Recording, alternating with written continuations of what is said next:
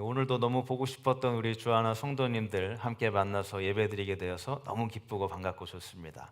우리 지난주에 똑같은 본문으로 설교를 하고 있는데요.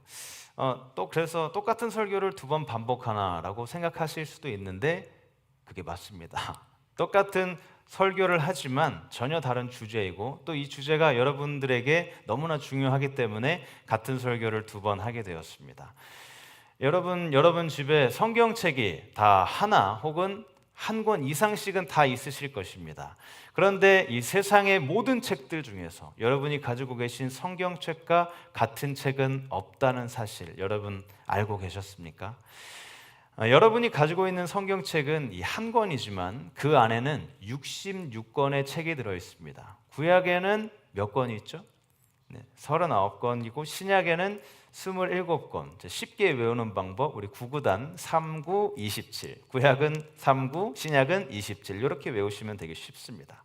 자, 이 책들은 대략 1500년에 걸쳐서 다양한 배경과 또 아주 다른 사회적 지위를 가진 사람들이 최소 40명의 저자에 의해서 세 가지 다른 언어, 히브리어, 아람어, 또 헬라어 이 언어에 의해서 쓰여졌습니다. 하지만 이 많은 책들을 한 권으로 모으게 되면 어떻게 될까요?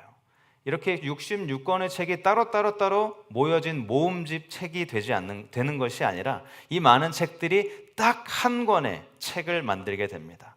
그 책에는 한 명의 주인공이 있는데 그 주인공이 누굴까요? 바로 예수님입니다. 그리고 악당이 등장하는데요. 그 책의 악당이 누구죠? 바로 마귀입니다.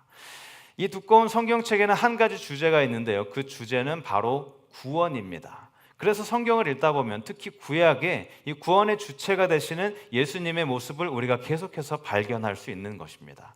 오늘 우리는 아브라함과 이삭의 모습을 살펴보면서 예수님의 모습을 발견하게 될 것입니다. 아브라함은 모든 믿는 사람들의 조상이고 또 유대인들 중에서 가장 밝게 빛나는 그런 별과 같은 사람입니다. 예수님께서 이 땅에 오시기 그 오래전에 아브라함의 역사 그것을 보면서 우리가 예수님의 놀라운 그림을 오늘 발견하게 될 것입니다. 오늘 본문 19절에 보면 비유컨대라는 말이 있습니다. 비유컨대, 비유하다라는 말이 무엇일까요? 비유하다라는 것은 어떤 다른 물건을 가져와서 설명하는 것을 쉽게 해줄 수 있도록 도와주는 것입니다. 무엇을 설명하는 것이죠? 바로 그 19절 앞에 나와 있는 하나님이 죽은 자 가운데서 다시 살리실 것이다. 이 말씀에 대한 비유를 하신 것입니다. 하나님은 구약을 통해서 신약의 여러 가지 일들을 비유로 보여주십니다. 왜 그렇게 하나님께서 비유로 신약의 일들을 구약에서 보여주시는 것일까요? 여러 가지 이유가 있지만 그 중에 한 가지 정말 중요한 이유는 이 성경이 성령께서 주시는 그 영감에 의해서 하나의 책으로 만들어졌다. 이 말씀을 증명하기 위해서 그렇게 비유로 주신 것입니다. 그렇기 때문에 예수님께서 태어나시기 아주 오래 전부터 예수님에 대한 비유를 구약 성경에서 주셨습니다. 그처럼 이 성경은 모든 것이 다 예수님에 관한 이야기입니다. 오늘 아침 우리가 구약에서 숨어있는 예수님을 발견할 수 있는 이유도 모든 성경이 예수님을 가리키는 것이기 때문입니다. 제가 이 말씀을 그냥 드리는 것이 아니라 성경에 나와 있는 말씀을 근거로 여러분에게 드리는 것입니다. 요한복음 8장 56절을 보면 예수님께서 유대인들을 향해서 말씀하십니다. 너희들의 조상 아브라함이 그때에 이미 나를 볼 것을 기뻐하며 즐거워했다. 자, 아브라함이 이미 예수님을 볼 것을 알고 그것을 미리 기뻐했다라고 말씀하십니다. 자, 그 일은 예수님께서 태어나시기 한참 전에 있는 그런 일이었죠. 자, 오늘 본문을 이해하기 위해서 우리가 창세기 22장을 봐야 하는데요. 지금부터 구약 성경에 나오는 예수님의 묘사를 여러분들과 함께 나누려고 합니다. 그런데 저는 여러분이 이 묘사를 들으시면서 스스로에게 이런 질문을 하셨으면 좋겠습니다. 이것이 지금 나에게 어떤 의미로 다가오는가? 오늘 이 말씀이 나의 삶에 어떻게 적용할 수 있을 것인가?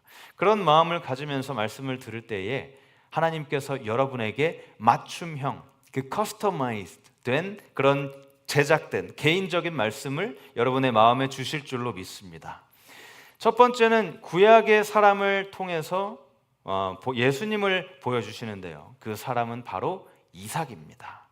우리가 봐야 하는 창세기에 묘사된 특별한 사람이 바로 이삭입니다. 창세기 22장 1절에서 2절의 말씀을 우리가 읽게 되면 하나님께서 아브라함을 시험하시려고 아브라함에게 명령을 하십니다. 네가 사랑하는 아들 이삭을 데리고 가서 모리아 산으로 올라가 그 아들로 번제를 드려라. 자, 사람을 제물로 드리면 우리가 생각하는 것, 그것이 무엇이죠? 바로 예수님입니다. 이삭이 예수님의 모습을 보여주는 것입니다. 자, 이 외에도 여러 가지 예수님이 이삭을 통해 나타나는 것을 여러분들에게 보여드리려고 합니다. 일단 이 두 인물의 탄생, 이 탄생이 어떻죠? 이 두 인물은 둘 다 기적에 의해서 태어났습니다. 창세기 18장에 보면 천사가 아브라함에게 나타나 너의 아내 사라가 아들을 낳을 것이다 라고 이야기를 했죠. 그런데 그때 사라의 나이가 몇 살이었죠? 90살이었습니다. 90살은 이미 완전히 할머니로서 더 이상 아기를 생산할 수 있는 능력이 전혀 없었습니다.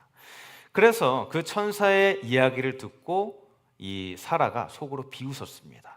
그랬을 때에 이 천사가 14절에서 뭐라고 이야기하죠? 여호와께 능하지 못한 일이 있겠느냐? 여러분, 저는 이 질문을 여러분에게 드렸으면 좋겠습니다. 여러분, 하나님께서 너무 어려워 못할 것 같은 일이 있다고 생각하십니까? 절대 그렇지 않습니다. 하나님께서 모든 것을 다 하실 수 있습니다. 자, 그러면서 다음에 내가 돌아올 때에 사라에게 아들이 있을 것이다, 그렇게 말씀을 하셨습니다. 그리고 그 이후에 기적적으로 이삭이 탄생하게 되었고요. 그리고 아브라함은 어떻습니까? 아브라함이 아니라 예수님은 어떻습니까? 자, 우리가 아까 광고 시간에 셀 모임에 대해서 광고를 했는데 셀 모임, 우리가 지난주에 셀장 교육을 했습니다. 지난주 셀장 교육을 하는데 우리 셀장님들이 너무너무나 훌륭한 분들이 있어요. 그런데 이 셀 중에서 너무 보고 싶어서 셀장 교육을 하기도 전에 미리 셀 모임을 하신 그런 셀이 있습니다. 근데 그분들이 잘 아시겠지만 그 셀 모임을 할 때 우리가 암송해야 하는 구절이 바로 이사야 7장 14절의 말씀입니다. 우리 셀 모임을 미리 하신 분들, 혹시 이 말씀 암송하실 수 있는 분들이 있으신가요? 여러분들의 권익을 보호해드리기 위해서 우리 이사야 7장 14절을 같이 읽겠습니다. 시작. 그러므로 주께서 친히 징조를 너희에게 주실 것이라. 보라, 처녀가 잉태하여 아들을 낳을 것이요 그의 이름을 임마누엘이라 하리라. 처녀가 잉태해서 아들을 낳은 것, 이것이 바로 기적이죠. 이렇게 이삭과 예수님은 기적에 의해서 태어난 인물들이었습니다. 그리고 생일은 어떻죠? 두 사람의 생일도 정해져 있었습니다. 창세기 21장 2절에 보시면 하나님이 말씀하신 시기라는 말이 나옵니다. 하나님께서는 이삭의 탄생을 예언하셨을 뿐만이 아니라 그 탄생에 정해진 시간, 언제 태어날 것인지도 미리 정해 놓으셨습니다. 자, 예수님도 마찬가지였습니다.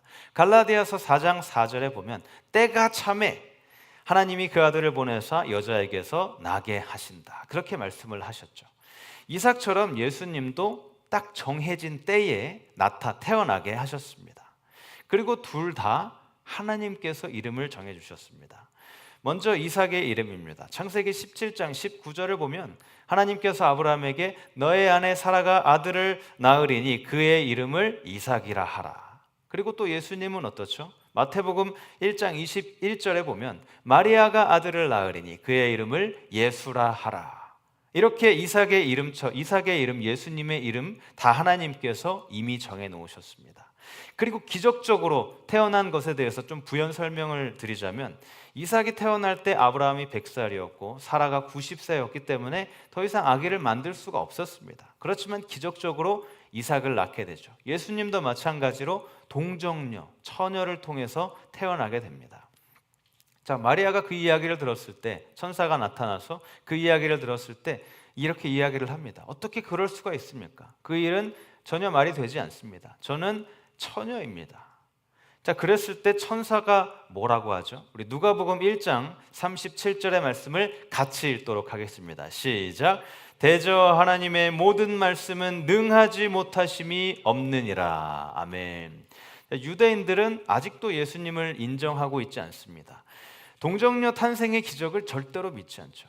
자, 그런데 여러분, 오늘날 지구상에 존재하는 모든 그 유대인들은 다 자신의 존재의 근원을 잊고 살아가는 사람들입니다. 자신들이 바로 그런 기적에 의해서 태어난 사람들입니다. 아브라함의 아들 이삭이 기적적으로 태어났는데 그 기적에 의해서 태어나게 존재한 이 유대인들은 그렇게 기적적으로 자신들이 살아감에도 불구하고 예수님께서 기적을 통해서 일어났다는 것을 전혀 믿지 않고 있습니다. 그리고 다음으로 우리가 이삭과 예수님의 같은 점, 바로 아버지의 사랑입니다. 창세기 22장 2절에서 하나님께서 말씀하셨죠. 내가 사랑하는 아들 독자 이삭을 모리아 산으로 올라가 번제로 드려라. 그리고 지난주에 여기에서 성경에서 가장 처음으로 사랑이라는 단어가 등장한다고 말씀을 드렸습니다. 내가 더 사랑하는 독자 이삭을 번제로 드려라. 그리고 요한복음 3장 16절 하나님이 이처럼 세상을 사랑하사 독생자를 주셨다. 그렇게 말씀을 하셨습니다. 이 말씀을 보시면은 우리는 보통 세상을 너무 사랑해서 세상보다 덜 사랑하는 아들 예수님을 세상에 내어주셨다, 이렇게 생각을 하는 사람이 있는데, 그렇지만 여러분, 하나님께서 세상을 사랑하시기 전에 먼저 아들을 사랑하셨습니다. 요한복음 5장 20절을 보면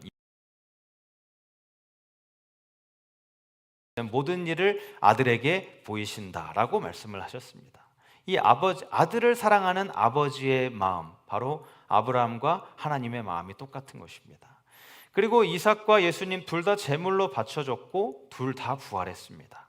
하나님께서 아브라함에게 아들을 번제로 드리라고 명령하셨고 이삭을 데리고 아들을 바칩니다. 어떻게 그렇게 아들을 바칠 수 있었냐? 아브라함이 그 히브리서 11장 19절에 어떻게 생각을 했죠? 하나님께서 아들을 자기에게 돌려주실 것이라고 생각을 했습니다. 그리고 그 뒤에 뭐라고 기록이 되어 있냐 하면 죽은 자 가운데서 도로 받은 것이다. 아브라함이 죽은 사람들 가운데서 아들 이삭을 도로 돌려받았다. 이삭이 부활했다는 뜻이죠. 그렇게 이삭은 예수님을 상징하고 이렇게 우리에게 보여주는 것입니다. 두 번째로 함께 보고 싶은 것은 아주 특별한 장소입니다. 창세기 22장 2절에 하나님께서 이삭을 데리고 가서 번제를 드려라, 그렇게 아브라함에게 말씀하셨습니다. 여기서 하나님께서는 아무데나 가서 번제를 드려라, 그렇게 말씀하시지 않고 내가 정해놓은 아주 특별한 장소, 특정한 장소에 가서 번제를 드려라, 그렇게 말씀을 하셨습니다. 그리고 창세기 22장 4절에 보면 셋째 날에 아브라함이 멀리 있는 그곳을 보았다라고 기록이 되어 있죠. 여러분, 우주를 한번 생각해 보시기 바랍니다.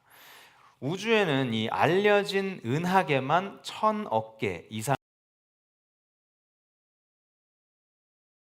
개고 그 이외에 분명히 더 많은 것이 있을 것이지만 우리는 전혀 알지 못하죠.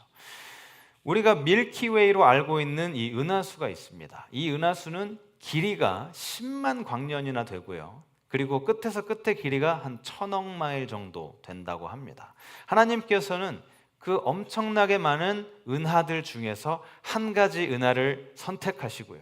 그리고 그 거대한 은하 속으로 들어가서 아주 작고 작은 보잘것없는 태양이라는 행성을 하나 발견하십니다. 그 태양 주변에 돌고 있는 여러 가지 행성들, 그것들을 보셨습니다. 그리고 그 행성들 중에서 우주에서 먼지보다도 더욱더 작다고 할 수 있는 지구, 그 지구를 선택하시고 시편 24편 1절의 말씀처럼 지구를 나의 것, 나의 땅이라고 말씀하셨습니다. 그리고 하나님께서는 자신의 땅이라고 부르는 것에서 조금 더 범위를 좁히셔서 하나의 도시를 선택하십니다. 예루살렘이라는 한 도시를 선택하시면서 그 도시를 나의 거룩한 성, 거룩한 도시라고 부르시고요. 그리고 그 거룩한 도시에서 하나님은 모리아라는 산 하나를 선택하시고 시편 2편 6절에서 나의 거룩한 곳, 바로 이 특정한 곳이 모든 우주의 초점이 됩니다. 그 수많은 우주의 초점이 바로 이 작은 하나의 장소가 됩니다. 우주에서 아주 작고 작은 하나의 돌산. 하나님께서는 아브라함에게 내가 너에게 특정한 장소를 보여주겠다. 그 특정한 장소에서 아들을 제물로 바쳐라. 그 장소의 이름이 모리아 산이었습니다. 여러분, 이 모리아가 무슨 말일까요? 모리아는 구약 성경에 나와 있기 때문에 히브리어입니다. 히브리어로 모리아라는 것은 모리라는 단어와 아가 아니라 사실은 야입니다. 야가 합쳐진 단어인데 모리라는 뜻은 선택이고 야는 야훼 하나님의 줄임말입니다. 그러니까 하나님께서 선택하신이라는 뜻입니다. 이곳은 우연히 주어진 장소가 아닙니다. 하나님께서 선택하신 그런 특정한 장소였습니다. 그리고 이곳은 여러분들에게 예전에 말씀드렸지만 예수님께서 달려 돌아가신 그 장소가 바로 모리아산, 갈보리가 모리아산이었습니다. 자, 그 다음으로 우리가 봐야 할 것은 목적입니다. 사람을 이야기했고 장소를 이야기했고 이제 목적에 대해서 우리가 함께 나누려고 합니다. 창세기 22장 2절을 다시 보시면은 이제 하나님께서 사랑하는 아들 이삭을 데리고 가서 번제를 드리라라고 말씀을 하셨는데 이것은 십자가를 이야기하는 것입니다. 이삭은 예수님이 십자가에 달려 돌아가신 바로 그 장소에서 제물로 바쳐 생각해 보시기 바랍니다. 하나님께서 명령하셨을 때 아브라함은 아들을 데리고 또 종들을 데리고 함께 모리아 산으로 출발했습니다. 그렇게 출발해서 산에 도착했을 때에 그 종들은 밑에 놔두고 아들과 아버지만 그 산으로 올라가게 되었습니다. 자, 이것은 예수님께서 베드로, 야고보, 요한에게 그 기다리라고 하신 다음에 갈보리를 바라보시면서 하나님과 시간을 보내기 위해 가셨던 이 겟세마네를 우리에게 떠올리게 합니다. 이삭은 아버지를 바라봅니다. 아브라함은 한 손에는 횃불을 들고 있었고요, 다른 한 손에는 칼을 들고 있었습니다. 이삭이 아버지를 볼 때에 앞으로 자신에게 무슨 일이 일어날지 어렴풋이 짐작할 수 있었을 것입니다. 아버지의 얼굴은 너무나 비장했고 또 제사를 드리러 가는데 재물이 없었기 때문입니다. 그리고 아버지 아브라함의 마음 어땠을지 여러분 생각해 보시기 바랍니다. 아버지로서 아들을 바쳐야 한다는 그 마음, 너무나 마음이 아팠을 것입니다. 아브라함의 마음이 아팠던 것처럼 하나님의 마음도 너무나 아팠을 것입니다. 제단을 쌓은 후에 아브라함이 아들 이삭을 묶어서 나무 제단 위에 묶어 놓습니다. 여러분, 그 상황을 한번 상상해 보시기 바랍니다. 아브라함이 이삭에게 말합니다. 이삭아, 여기로 와서 손을 내밀어라. 그리고 아브라함이 그 손을 묶기 시작합니다. 그런데 그때 아브라함의 나이가 몇 살이었을까요? 대략 120에서 130 정도의 나이가 되었다고 추정을 하고 있습니다. 자, 그렇다면 이삭은 20대 후반에서 30대 초반의 나이였겠죠. 100살이 넘은 아버지가 자신의 손을 묶으려고 할 때에 그 손을 뿌리치고 오히려 자기가 아버지를 묶었을 수도 있었을 것입니다. 그렇지만 이삭은 그냥 그대로 자신을 바칩니다. 예수님께서도 스스로 목숨을 바치셨습니다. 마태복음 27장 42절에 보면 군인들은 예수님을 조롱하면서 다른 사람은 구원하고 너 자신은 구원하지 못하는구나 라고 비웃었습니다. 그런데 그들은 완전히 잘못 알고 있는 것이었죠. 예수님은 십자가에서 혼자 스스로 내려오실 만한 능력이 있으신 분이셨습니다. 그럼에도 불구하고 예수님은 그 자리에 그대로 자신을 내어드렸던 것입니다. 자, 6절에 창세기 22장 6절에 보면 아브라함이 번제 나무를 가져다가 이삭에게 주고 그것을 메고 산을 오르도록 했습니다. 그렇듯이 이삭은 자신이 죽어야 할 나무를 짊어지고 산에 올라갔듯이 예수님도 자신이 죽어야 할 그 십자가를 지고 같은 산을 오르셨습니다. 예수님과 이삭의 그 희생의 목적은 바로 순종이었습니다. 자, 다음으로 약속에 대해서 생각해 보시기 바랍니다. 창세기 22장 11절에서 아브라함은 이제 이삭을 제물로 바치려고 합니다. 아브라함은 하나님께서 이삭을 다시 살리실 것이다, 그것을 생각하면서 제물로 바치려고 합니다. 바로 그때 하나님께서 천사를 보내셔서 아브라함아 멈추거라, 네가 하나님 경외하는 것을 알았다. 그러면서 하나님께서 공급을 해주십니다. 아브라함이 주변을 살피니까 숫양이 숯불에 뿔이 걸려서 오도 가도 못하는 그런 상황에 처해 있는 것을 보았습니다. 그래서 그 숫양을 가져다가 이삭을 대신해서 번제를 드립니다. 그러면서 아브라함이 그곳을 여호와 이레, 라고 부르면서 하나님께서 준비해 놓으셨다라고 이름을 짓습니다. 여기가 정말 중요합니다, 여러분. 여기가 정말 중요하고 이 설교 전체가 다 이곳에 담겨 있다고 해도 과언이 아닐 정도로 정말 중요하기 때문에 집중해서 들으시기를 바랍니다. 여기에서 주인공이 바뀌는 것이 일어납니다. 이 칼이 예수님을 상징하는 이삭에게 떨어지지 않습니다. 여기에서 그림이 바뀌면서 이삭은 인간을 상징하게 되고요. 그리고 숫양이 숯불에 걸려 있는 것은 전에 말씀드렸듯이 가시관을 쓰신 그 예수님의 모습입니다. 가시덤불에 뿔이 박힌 이 숫양은 이삭을 대신해서 제물이 되고 죽임을 당합니다. 자, 그 일이 있기 전에 이삭은 아버지에게 물었습니다. 아버지, 제사를 드리려고 하는데 제물은 어디에 있습니까? 그때 아브라함은 하나님께서 준비해 주실 것이다, 그렇게 이야기를 했습니다. 그리고 그 믿음대로 하나님은 어린 양을 준비해 주셨습니다. 그렇게 하나님은 공급해 주셨습니다. 자, 신약의 예수님도 마찬가지죠. 요한복음 1장 29절에서 세례 요한이 예수님을 표현할 때 하신 그 말씀, 보라, 세상 죄를 지고 가는 하나님의 어린 양이로다. 하나님께서 준비해 주신 그 양 이삭을 대신해서 제물로 바치면서 그 장소를 아브라함이 여호와 이레라고 불렀습니다. 여호와 이레, 주님께서 준비해 주신다, 즉 주님 공급하신다, 우리에게 주신다는 뜻입니다. 여러분 각자에게 이 필요한 것 정말 다 다르고 또 살아가는데 많은 필요한 것들이 있습니다. 다 다를 것입니다. 그런데 그 필요를 주님께서 다 채워주실 줄로 믿으시기를 바랍니다. 여호와 이레의 하나님께서 여러분에게 반드시 공급해 주실 것입니다. 여러분, 이 전체의 그림을 이해하셨으면 좋겠습니다. 이렇게 이삭을 통해서 보여지는 예수님의 그림이 오늘 나에게 도대체 무슨 의미가 있는가?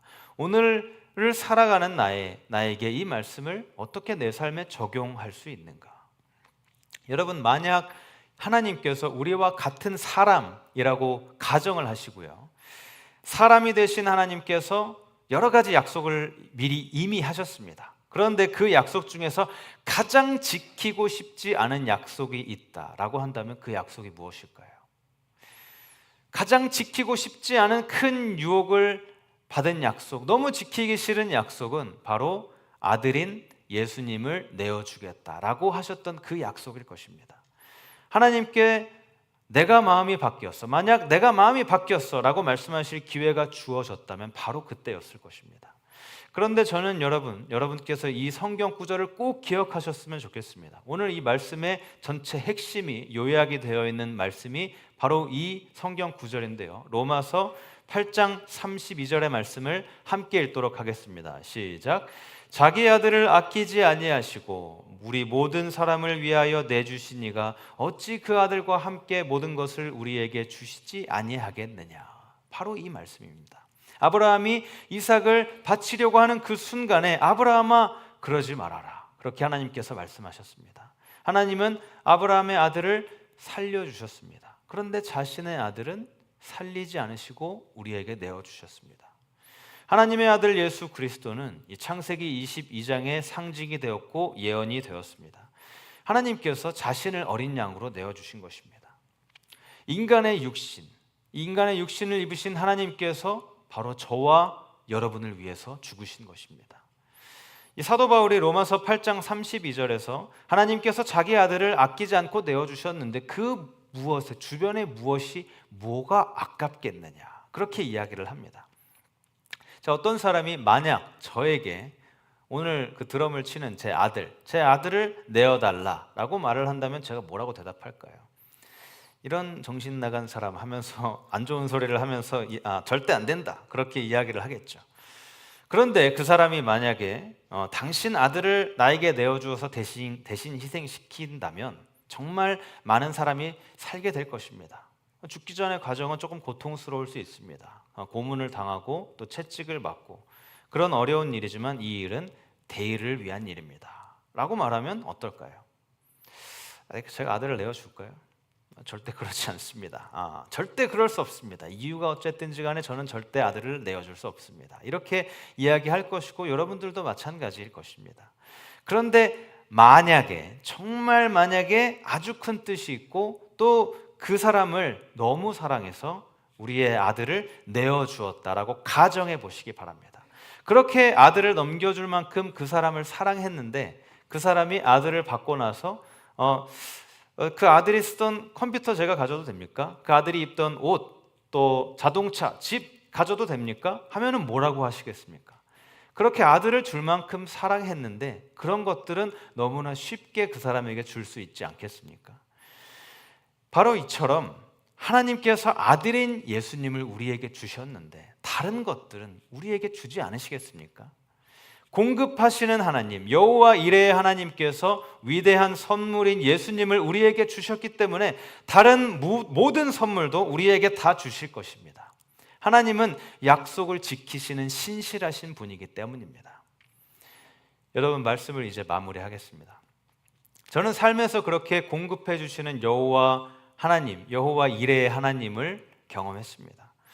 하나님께 구원을 달라고, 제가 어렸을 때 저희 부모님을 통해서 제가 가장 필요했던 그 구원을 달라고 그렇게 부모님을 통해서 요청을 했고 세례를 받았고 그렇게 구원을 받았습니다. 제가 당시 너무 어렸기 때문에 잘 이해를 하지 못했지만 나중에 나이가 들고 나서 너무나 구원의 그런 받았다는 확신을 받고 싶었을 때에 하나님께서 저에게 확신을 주셨습니다.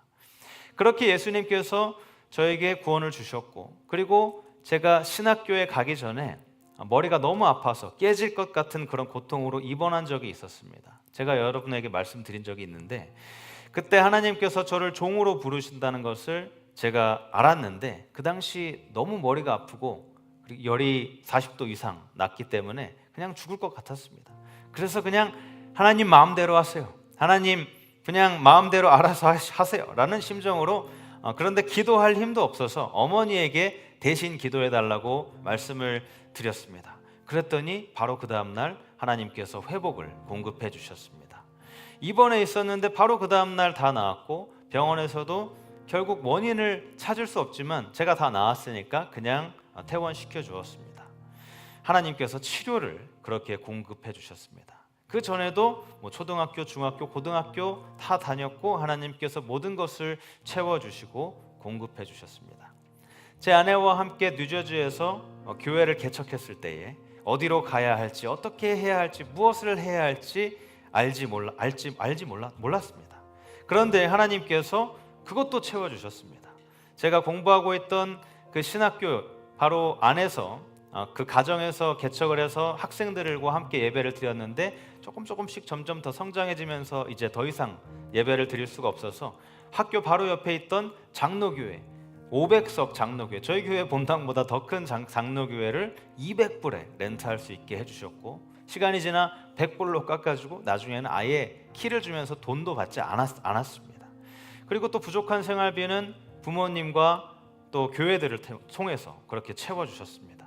그리고 여러분, 지금도 여전히 채워주심, 하나님의 공급을 제가 경험하고 있습니다. 바로 설교에 대한 것입니다. 유초등부나 중고등부 때에는 1년 커리큘럼이 정해져 있는 상태에서 제가 그 자료를 구입해서 쓰기 때문에 성경 구절 또 설교 주제 이것에 대해서 크게 고민할 필요가 없었습니다. 그런데 담임이 되니까 이것은 완전히 다른 세상이더라고요. 무엇을 설교해야 할지 정말 고민이 많았고 잘 몰랐습니다. 처음에는 고민하다가 어느새 정신을 차려보니까 금요일 밤이 되어 있더라고요. 무엇을 설교할까? 그런데 그럴 때마다 하나님께서 공급해 주셨다는 것을 여러분에게 말씀드리고 싶습니다. 때로는 이른 타이밍에, 때로는 말씀드렸듯이 금요일 저녁 늦은 타이밍에, 또 더 늦게 토요일 아침에 그렇게 준비를 하게 하신 적도 있습니다. 그래서 밤늦게까지 하다 보니까 다음에 주일에 만난 어떤 권사님께서 목사님 담임되니까 얼굴이 왜 이렇게 푸석푸석해, 그렇게 이야기를 하시더라고요. 자, 그렇지만 하나님께서 공급하고 채워주셨습니다. 여러분, 우리 모든 사람은 인생의 끝마치는 날, 다 육신의 끝을 맞이하고 하나님을 마주하게 될 때가 올 것입니다. 바로 그때 우리의 공급자 여호와 이레의 하나님께서 아들을 주었는데 무엇이 아깝겠니? 네가 필요할 때마다 내가 모든 것을 다 채워주었다, 그렇게 말씀하실 것입니다. 사랑하는 성도 여러분, 여호와 이레의 하나님, 하나님께서 모든 것을 아시는, 여러분의 상황을 모든 것 아시는 하나님께서 여러분의 필요를 채워주실 줄로 믿으시기를 바랍니다. 아들을 주신 하나님께서 여러분의 모든 필요를 다 채워주실 것입니다. 그 약속해 주신 신실하신 하나님, 그 약속을 믿으면서 그렇게 살아가는 모든 분들이 되시기를 주님의 이름으로 축복합니다. 우리 함께 들은 말씀, 여호와 이레의 하나님, 공급의 하나님을 생각하면서 함께 찬양하겠습니다. 하나님 한 번도 나를, 하나님 한 번도 나를 실망시킨 적 없으시고, 실망시킨 적 없으시고, 언제나 공평과 은혜로, 언제나 공평과 은혜로 나를 지키셨네. 지나온 모든 세월들, 지나온 모든 세월들, 그 세월을 돌아보아도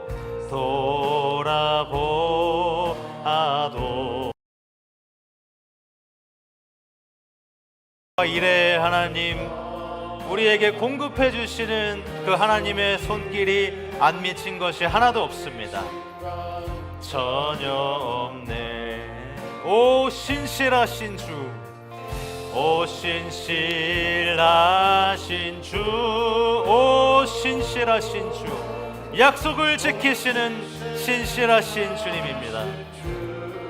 그 하나님께서 말씀하셨습니다. 내 너를 떠나지도 않으리라, 않으리라, 내 너를 버리지도 않으리라, 않으리라.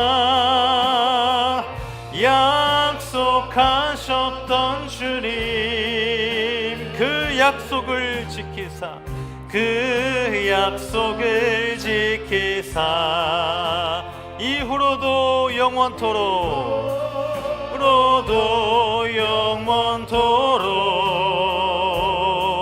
나를 지키시리라. 다시 한번, 오 신실하신 주,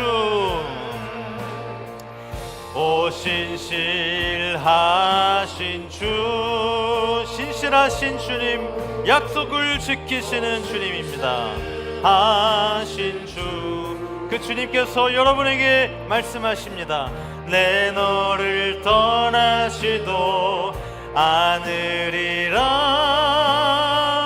내 너를 버리지도 않으리라. 약속하셨던 주님, 하셨던 주님, 그 약속을 지키사, 그 약속을 지키사 이후로도 영원토록 나를 지키시리라 확신하네.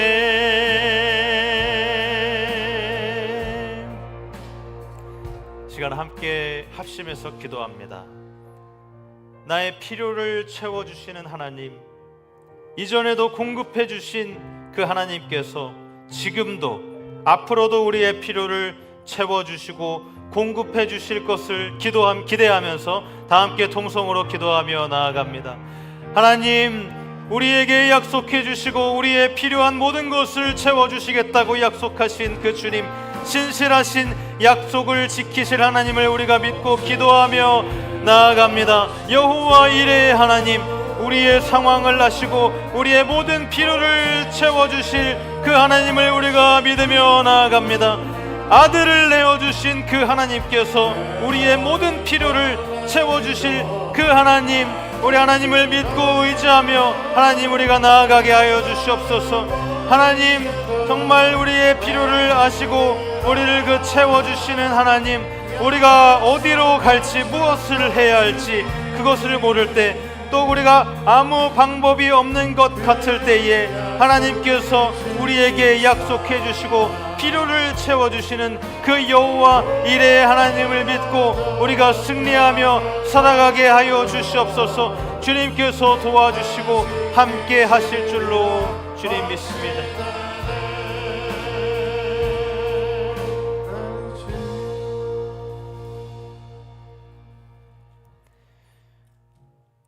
하나님, 우리의 모든 것을 아시고 그 중에서도 가장 필요한 우리의 생명을 구원하시기 위해서 아들을 내어주신 은혜를 베풀어 주시니 감사를 드립니다. 성경의 모든 말씀들을 읽으며 나에게 주시는 말씀을 듣게 하시고 그 말씀대로 살아가기를 원합니다. 오늘 이삭을 통해서 예수님의 모습을 보여주시고 약속을 지키시고 필요를 채워주시는 하나님을 보여주시니 감사를 드립니다.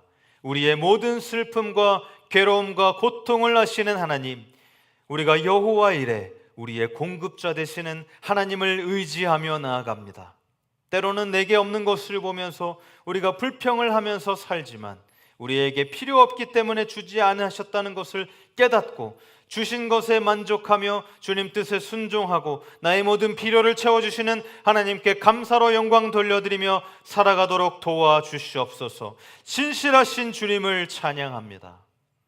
주님, 이 시간 주님의 백성들 가운데 몸이 아파 신음하고 괴로워하는 모든 분들을 위해서 함께 기도합니다. 주님, 그 모든 분들 주님의 능력의 손길, 치유의 손길로 안수하여 주시고 깨끗하게 고쳐 주시옵소서. 건강을 회복시켜 주시고 이 모든 것을 통과하며 하나님 보시기에 아름다운 그런 삶을 살아가며 하나님께 영광 돌려드리며 살아가는 우리 모든 백성들 되게 하여 주시옵소서. 예수님의 이름으로 기도드립니다. 아멘.